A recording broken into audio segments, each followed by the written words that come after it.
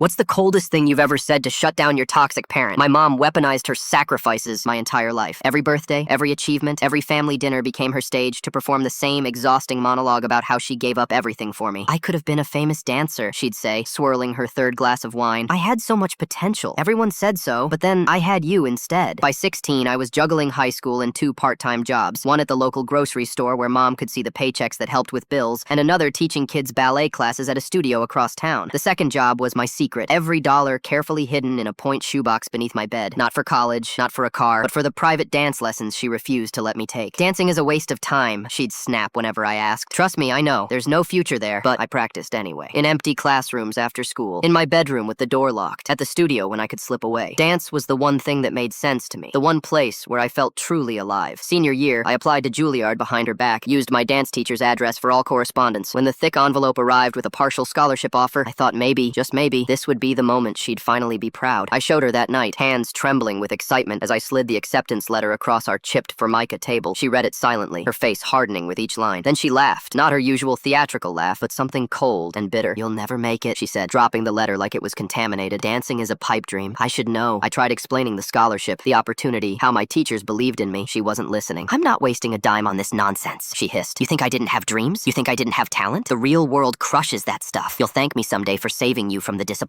Before I could stop her, she tore the letter into tiny pieces, scattering my future across the linoleum floor. That night, I couldn't sleep. Her words echoed in my head, decades of could-have-beens and almost famous claims suffocating me like they always had. Around 3 a.m., I remembered something. An old VHS tape in the storage boxes my grandmother had left when she passed. I dug through them silently, heart pounding, until I found it, labeled simply, Audition 1989. I waited until Mom left for her shift at the diner the next morning before hooking up our ancient VCR. The footage was grainy, the sound scratchy, but there she was, my mother at 18, in a faded leotard, as she performed her routine for some small-town competition. And she was terrible. Stiff movements, missed counts, poor technique. Nothing like the prodigy she'd claimed to be all these years. The judges' faces said it all. Polite smiles masking secondhand embarrassment. She wasn't robbed of a dance career by having me. She simply wasn't good enough. When she came home that evening and started her usual, "I gave up everything for you" speech over microwaved leftovers, something in me finally snapped. I calmly walked to the TV, inserted the tape, and pressed play. Her face drained of color as her younger self stumbled through a basic combination on screen. "Turn it off," she whispered. I didn't. When the painful audition finally ended, I looked her straight in the eyes and said, "I watched your audition, Mom. All of it. You didn't give up dancing for me. You gave it up because you weren't good enough. And now you can't stand that I am." Her face crumbled like wet paper. 20 years of lies collapsed in seconds. "You have no idea what it's like to fail," she finally whispered. "Actually, I do," I replied. "You've made sure of that my whole life." 2 weeks later, I moved out with my savings.